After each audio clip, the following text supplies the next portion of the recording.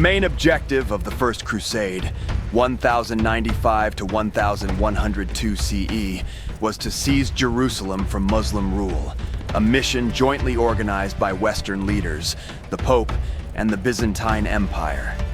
The city fell after a short siege on July 15, 1099 CE, resulting in a massacre of its inhabitants.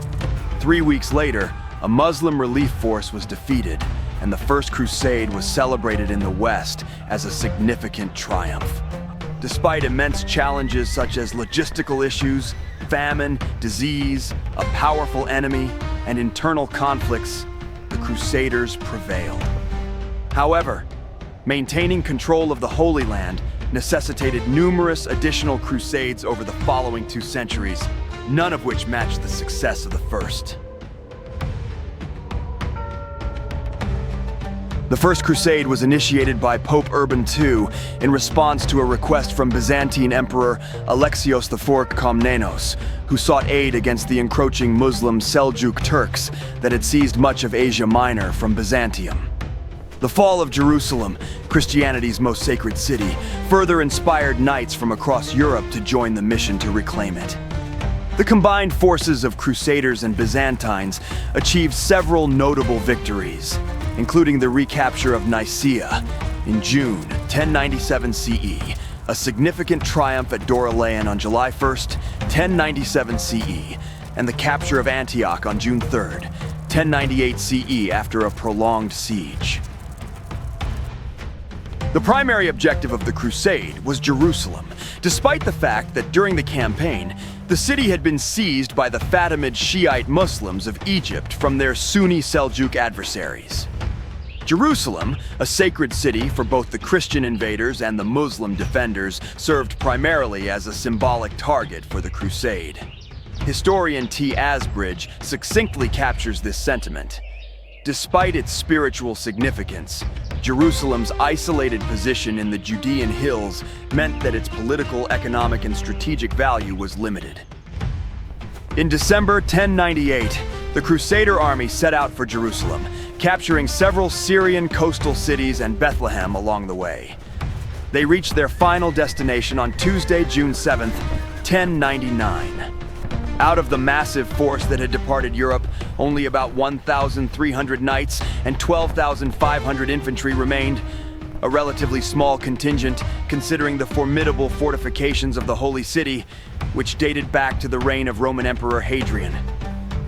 Over the years, the Byzantines and Muslims had repaired and strengthened the city's double walls, some sections of which stood over 18 meters, 60 feet, high, and 3 meters, 10 feet, thick. The city was naturally defended on 3 sides by deep ravines, moats, and cliffs. Inside the city, 2 massive fortified towers, the Tower of David and the Quadrangular Tower, added to the defenses. Although a siege was the most viable strategy to capture the city with minimal casualties, the Crusaders were pressed for time, as a relief army was likely already en route, much like what had occurred at Antioch the previous year. The defense of Jerusalem was led by Iftikhar ad-Dawla, who commanded a sizable garrison consisting mostly of Arab and Sudanese soldiers, possibly numbering several thousand infantry, and an elite cavalry corps of 400 Egyptians. Despite the recent repairs, the force was insufficient to fully man all sections of the city's walls. However, Iftikhar ad-Dawla did have some stone-throwing catapults at his disposal. While Jerusalem lacked a water source within its walls, it did possess large cisterns, enabling the defenders to endure a siege for some time, especially with the expectation of a relief force from Egypt. The Fatimid governor took measures to deprive the attackers of resources by removing livestock from the surrounding area and poisoning wells outside the city.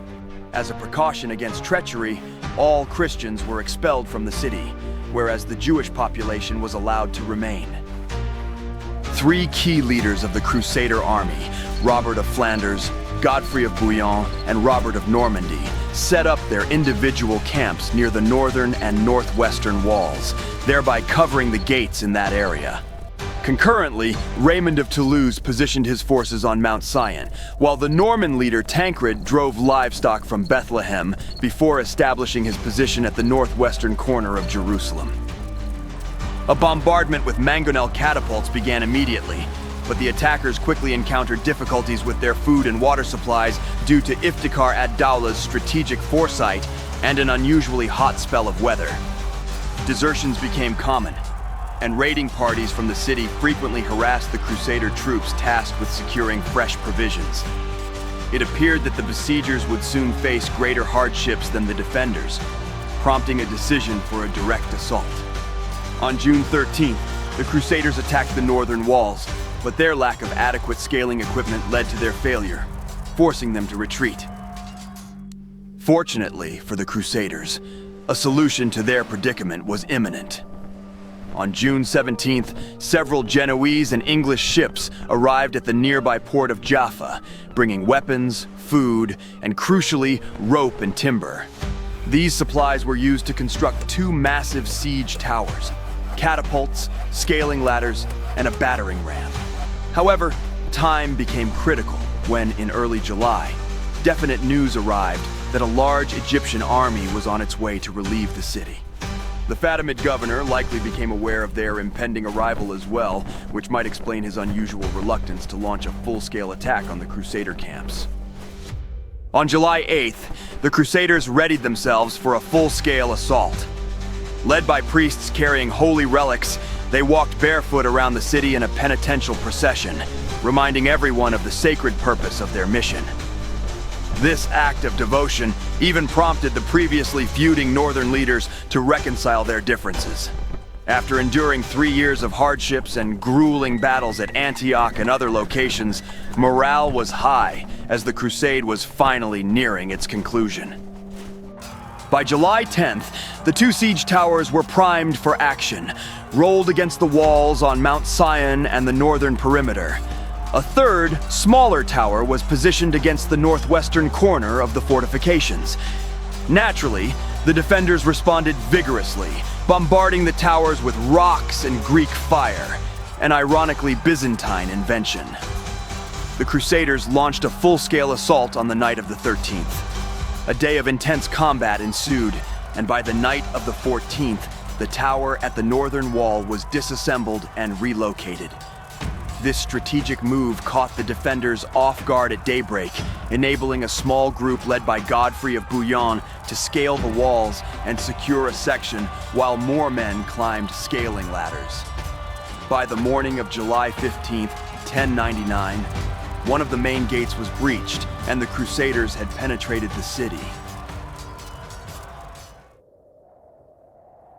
A group of remaining defenders fled in panic to the Dome of the Rock, but realizing the futility of further resistance, they surrendered to Tancred, who promptly raised his purple banner over the Mosque of Al-Aqsa, a gesture reminiscent of his actions a few months earlier at Bethlehem. Meanwhile, another group, still under the command of Iftikhar ad-Dawla, regrouped in the Tower of David in the southern quarter of the city, where they encountered Raymond. The governor offered a substantial ransom for his own life and that of his bodyguard. Raymond agreed, sparing their lives. But they were the only Muslims in the city who would survive beyond that day. Following the capture of Jerusalem, a brutal massacre ensued, targeting both Muslims and Jews, with the latter viewed as collaborators. Estimates of the death toll vary widely, with figures ranging from 10,000, reported by William of Tyre, to 65,000, according to Matthew of Edessa, or even 75,000, as recorded by Ibn al-Athir. However, it is likely that these numbers are exaggerated. A contemporary Muslim source, Ibn al-Arabi, suggests a figure of 3,000 fatalities among the city's estimated 30,000 residents. Nonetheless, the savagery of the Crusaders appalled even Christians, and the atrocity would forever remain a dark stain, neither forgotten nor forgiven by the Muslim states. William of Tyre's account of the massacre, penned in the 12th century, emerged as one of the primary narratives detailing the bloodshed, despite the fact that the chronicler was born 3 decades after the event occurred. It was impossible to look on the vast numbers of the slain without horror. Everywhere lay fragments of human bodies, and the very ground was covered with the blood of the slain. Still more dreadful was it to gaze upon the victors themselves, dripping with blood from head to foot. Phillips 33. The city was methodically pillaged and plundered for its valuable treasures. As the corpses accumulated to the point of posing a threat of disease, Muslim captives were compelled to incinerate the bodies of their comrades in massive pyres outside the city before meeting their own fate in a merciless massacre. Meanwhile, in Italy, Pope Urban II passed away on July 29, 1099, unaware of the triumphs and atrocities of the crusade he had initiated. While capturing Jerusalem was a remarkable feat, maintaining control over it would require continued fighting. Within a month, a substantial Egyptian army comprising approximately 20,000 soldiers arrived to reclaim the city. Led by the Fatimid Vizier Al-Afdal, this formidable force had dispatched scouts ahead, but they were intercepted by the Crusaders. Upon learning the enemy's whereabouts, the Crusaders opted for an immediate surprise assault. Utilizing captured Egyptian spies, they obtained crucial intelligence about the enemy camp. By August 10th, the entire Crusader army had assembled at Ibelin, just a few kilometers from the enemy camp, situated north of Ascalon. The Muslims were taken completely off guard and thrown into disarray, with many retreating to a sycamore grove where they perished after it was set ablaze. Others were driven into the sea, and the vizier's standard was captured. By the day's end, the battle was decisively won. With Jerusalem now secure, Godfrey of Bouillon, the hero of the siege, was crowned its king. We have come to the end of our documentary. The capture of Jerusalem during the First Crusade is engraved in memories as one of the most dramatic and bloody events in history. This siege, which took place in 1099, cost the lives of thousands of people and deeply affected the texture and future of the city. Although this victory was seen as the realization of a sacred purpose for the Crusaders, it left deep traces in both the Eastern and Western worlds. The capture of Jerusalem was more than a military success, it was a religious and cultural turning point. This event marked the beginning of the effects of the Crusades that would last for years. However, this victory did not ensure peace and stability in the region. On the contrary, it ignited new conflicts and wars. For Muslims, this loss paved the way for the reorganization of the resistance. These struggles were just the beginning of years of conflict. With this documentary, we hope to convey to you this important turning point in history and its lasting effects on humanity. By remembering this dark period of the past, we can learn lessons for a more peaceful and tolerant world in the future. If you liked this video, please don't forget to click the like button.